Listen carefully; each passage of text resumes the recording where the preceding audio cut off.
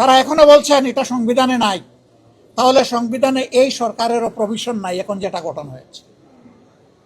সংবিধান অনুযায়ী এখন কোনো সরকারি দল নাই, পালায়ে গেছে। আমরা আবারও বলছি, এই জনগণের সাথে আমরা বিশ্বাসঘাতকতা করতে পারবো না।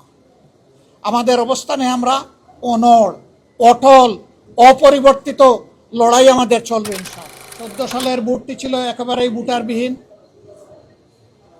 18 সালের ভোটটি ছিল মিডনাইট ইলেকশন। ভোটের আগের রাতেই সব শেষ করে ফেলা হয়েছিল। আর 24 সালের ইলেকশন ছিল আমি এবং ডামি।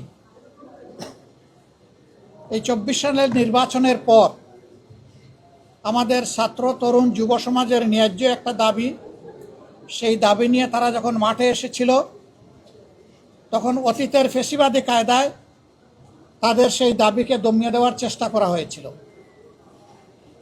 তাতে যুব সমাজ রুখে দাঁড়িয়েছিল এবং তাদের উপরে নির্মমভাবে হত্যাযজ্ঞ চালিয়ে দেওয়া হয়েছিল। সারা দেশবাসী, নারী পুরুষ সবাই তখন তাদের পাশে এসে দাঁড়ালো। তুমুল আন্দোলনের মুখে ফেসিবাদী সরকার 24-এর 5ই আগস্ট দেশ থেকে পালিয়ে গেল ক্ষমতা ছেড়ে। এরপরে বহু প্রত্যাশিত একটি নির্বাচন হলো এবছরের 12ই ফেব্রুয়ারি। একই দিনে আপনারাও সবাই 2টা ভোট দিয়েছেন। এখন যারা সংসদে আছেন তারাও সবাই 2টা করে ভোট দিয়েছেন। সবার হাতে 2টা করে ব্যালট দেওয়া হয়েছিল। কোথাও থেকে একটা রিপোর্ট আসে নাই যে ব্যালট যখন 2টা হাতে দেওয়া হয়েছে তখন বলেছে না আমি একটা নেব আর একটা নেব না। এখন যারা সরকারি দলে আছেন তারাও নিয়েছেন, আমরাও নিয়েছি, সাধারণ জনগণও নিয়েছে। সরকারি দলের নেতা, মাননীয় প্রধানমন্ত্রী, সংসদ নেতা, তিনিও জনগণকে বলেছেন আপনারা গণভোটে হা বলুন। আমরাও জনগণকে বলেছি গণভোটে হা বলুন।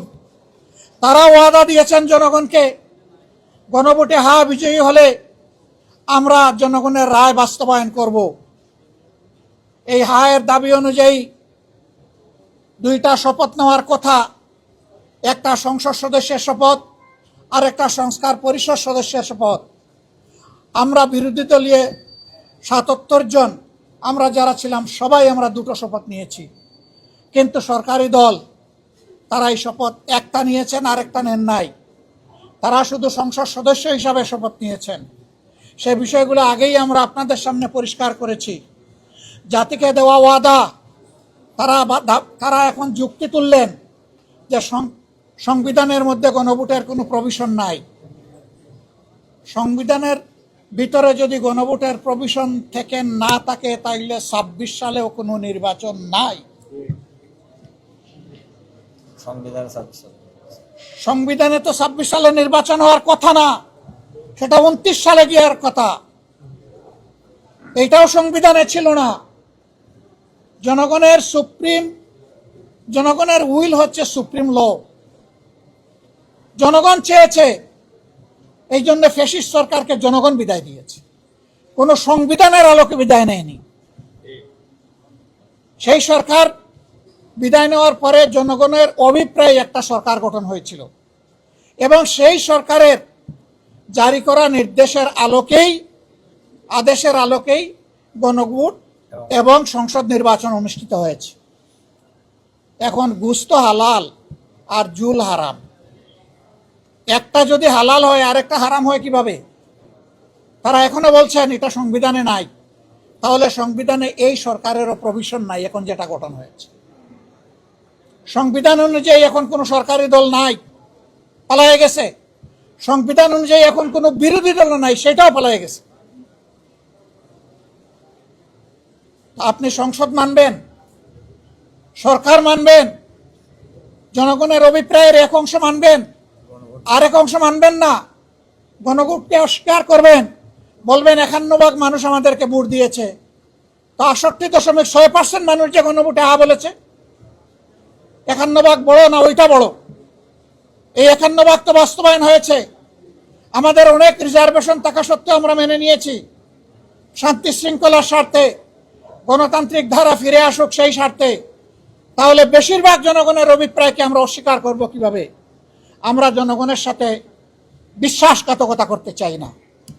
জনগণকে আমরা কথা দিয়েছি, গণভোটের রায় বাস্তবায়নের জন্য সংসদের ভিতরে আমরা লড়ে যাচ্ছি। আপনারা দেখতে পাচ্ছেন আমরা লড়ে যাব এবং একই সাথে জনগণকে সাথে নিয়ে রাজপথে আমরা লড়ে যাব ইনশাআল্লাহ। এ দাবি বাস্তবায়ন না হওয়া পর্যন্ত আমাদের অবস্থান অপরিবর্তিত, আমাদের লড়াই চলবে এবং আমরা বিশ্বাস করি কখনো কোনো জনপদে জনগণের অভিপ্রায় বা রায় কখনো বৃথা যায় না, সেটাই শেষ পর্যন্ত বাস্তবায়িত হবে ইনশাআল্লাহ। বিজয় হবে বিরোধী দলের নয়, বিজয় হবে 18 কোটি মানুষের। যারা গণভোটের পক্ষে অবস্থান নিয়েছে বিজয় হবে তাদের। আমরা আবারও বলছি, এই জনগণের সাথে আমরা বিশ্বাসঘাতকতা করতে পারবো না। আমাদের অবস্থানে আমরা অনড়, অটল, অপরিবর্তিত লড়াই আমাদের চলবে ইনশাআল্লাহ। দেশ সরকারি দলেরও নয়, বিরোধী দলেরও নয়, এই দেশ 18 কোটি মানুষের।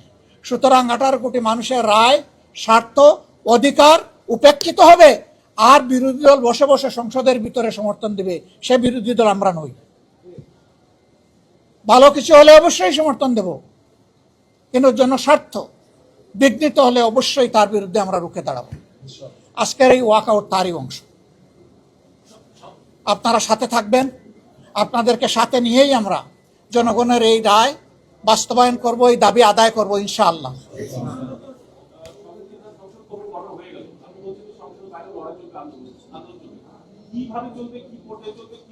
যেভাবে চলছে সেইভাবেই চলবে, যেভাবে এখন আপনারা আমাদের সাথে আছেন, জাতি আছে, ওইভাবে থাকবে। আপনাদের মনে থাকার কথা, 94 সালে আমরা অনুরোধ করেছিলাম কেয়ারটেকার সরকার বাস্তবায়ন করার জন্য। তখনকার সরকার এটা আমলে নেয় নাই। আমরা আন্দোলন করেছি, সংসদের ভিতরে করেছি, বাইরে করেছি। শেষ পর্যন্ত ওই সরকার আরেকটা পার্লামেন্ট গঠন করে একটা মাত্র বিল পাশ করে বিদায় নিয়েছিল। সেই বিলটা ছিল কেয়ারটেকার সরকারের বিল। আমরা চাই না 5 বছর পরে সরকার এটা করুক।